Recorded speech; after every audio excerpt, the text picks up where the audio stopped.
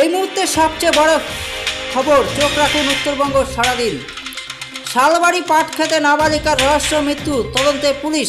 আবারও আপনাদেরকে জানিয়ে রাখব, মেটলি ব্লকের বিধাননগর গ্রাম পঞ্চায়েতের শালবাড়ি এলাকায় নাবালিকার মৃতদেহ উদ্ধারের ঘটনায় চাঞ্চল্য ছড়িয়েছে গোটা এলাকায়। শুক্রবার সকালে ওই নাবালিকার মৃতদেহ একটি পাট ক্ষেত থেকে উদ্ধার হয়। ঘটনার খবর পেয়ে মেটলি থানার পুলিশ ঘটনাস্থলে পৌঁছে মৃতদেহটি উদ্ধার করে ময়না তদন্তের জন্য পাঠানো হবে বলে এমনটাই সূত্রের খবর। মৃত্যুর সঠিক কারণ কি এখনও স্পষ্ট নয়। এটি আত্মঘাতী দুর্ঘটনা নাকি হত্যাকাণ্ড তা জানতেই পুলিশ বিভিন্ন দিক তদন্ত শুরু করছে। স্থানীয় সূত্রে জানা গিয়েছে, ওই নাবালিকার সঙ্গে এক যুবকের ঘনিষ্ঠ সম্পর্ক ছিল বলেই এলাকায় গুঞ্জন ছড়িয়েছে। তবে পুলিশ বিষয়টি এখনও নিশ্চিত করেনি।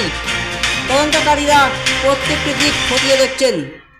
তবে স্থানীয় সূত্রে কী বলছেন এখানকার লোক শুনে নিব তাদের মুখ থেকেই। গতকাল 7টার থেকে নাকি মেয়েটা নিখোঁজ। তো পরিবারের লোক এদিক সেদিক খোঁজাখুঁজি, মোটামুটি 5-7-10 কিলোমিটারের মধ্যে খোঁজা হয়েছে, মেয়েটাকে পাওয়া যায়।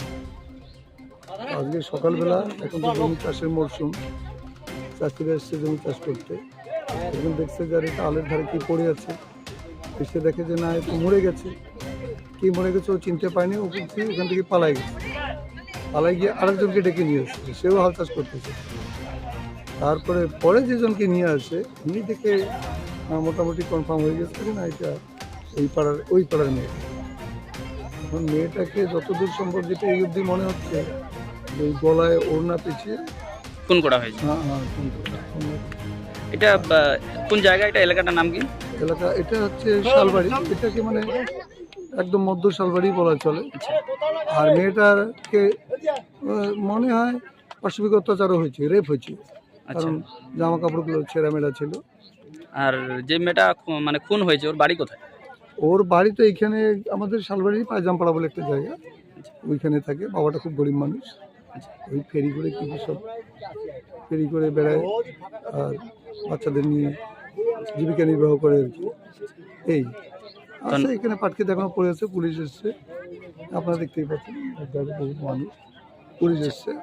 আচ্ছা, ধন্যবাদ। আপনার নাম?